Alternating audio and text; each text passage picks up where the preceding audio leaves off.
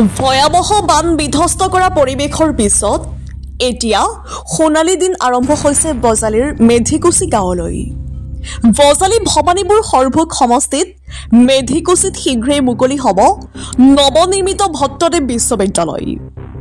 পহুমৰা নদীৰ গাত লাগি থকা মেধিকুচি গাঁওখনলৈ 2022 চনত সংহাৰী ৰূপ ধাৰণ কৰি মেধিকুচি গাঁৱত প্ৰতিঘৰ লোকক গৃহহীন কৰাৰ লগতে কাঢ়ি নিছিল সৰ্বোচ্চ। কিন্তু বানে বিধ্বস্ত কৰা মেধিকুচি এতিয়া বিশ্ববিদ্যালয় চৌহদ পাই গাঁওবাসী আনন্দ আত্মহাৰা হৈ পৰিছে।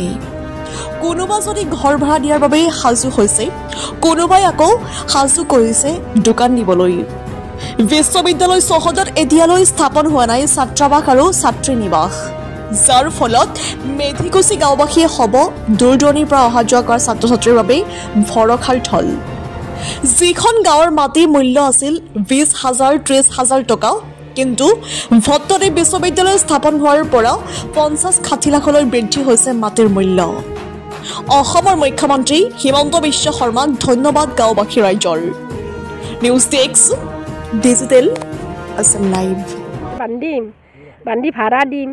আগত ইউনিভাৰ্চিটিখন হয় আমাৰ যে কিমান ভাল লাগিছে আৰু আমি যি জাগাত আছিলোঁ, বানপানী হওঁতে আমি দৌৰি দৌৰি যাই শিবিৰত আছিলোঁ। শিবিৰত আমাৰ কিমান কষ্ট গৈছিল। এতিয়া আমি ইউনিভাৰ্চিটি আহিল, ৰাস্তা আহিল, আমি যে কিমান সুখী হ'লোঁ, কিমান আনন্দ হ'ল। সকল জাগা নে জিলিকি থকা হ'ল। ৰাতি দিন আমি চিনি নাপাই হ'লোঁ এতিয়াই আৰুতো আছে।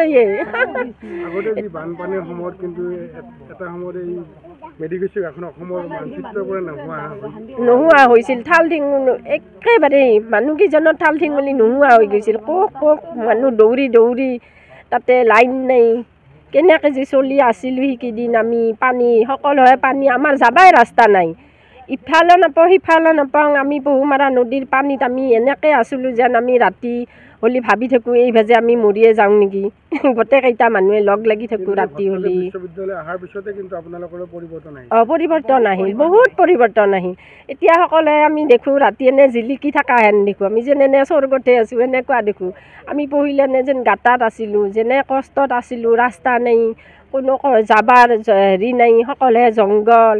নদী পাৰত আমাৰ ল'ৰা ছোৱালী কলেজত গ'লে আমি ৰাস্তাত ৰখি থাকিব লগা আছিল। এনেকুৱা ৰাস্তা নাই, অহা যোৱা কৰিব নোৱাৰে ল'ৰা ছোৱালীগিলাই, নাৱত আহিব লাগে।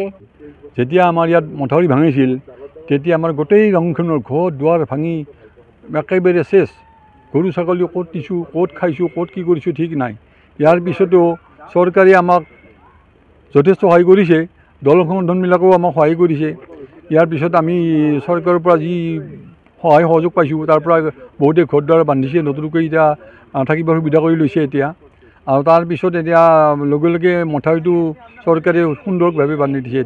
এতিয়া কোনো বানপানী আমাৰ এতিয়া ভয় নাই, সুন্দৰভাৱে বনাই দিছে। ইয়াৰ বাবে আমি চৰকাৰক একেবাৰে ধন্যবাদ জ্ঞাপন কৰিছোঁ, বিশেষকৈ সুদক্ষ মুখ্যমন্ত্ৰী হিমন্ত বিশ্ব শৰ্মাক। তেওঁৰ প্ৰচেষ্টাত আমাৰ এতিয়া ধৰি লওক মথাউৰি ঠিক হ'ল, ইউনিভাৰ্চিটি হ'ল, ৰাস্তা ঘাট সম্পূৰ্ণ ধুনীয়াভাৱে হৈ গৈছে এতিয়া।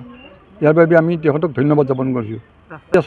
লগতে আৰু এটা ভাল খবৰ কি, আমাৰ ইয়াতে এখন পকী দলং, এই কামটো আৰম্ভ হৈছে, বৰ্তমান আৰম্ভ হৈছে।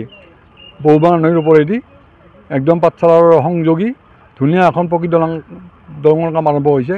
এই কথাটো আমি আগতে এই ফণীধৰ তালুকদাৰৰ MLA কৈ থৈছিলোঁ। তেওঁ ইয়াৰ বাবে বহুত কথা লাগি আছিল। এতিয়া কিন্তু দলংখনৰ কাম সম্পূৰ্ণ মোটামুটি আৰম্ভ হৈছে কাম এতিয়া। তাৰ বাবে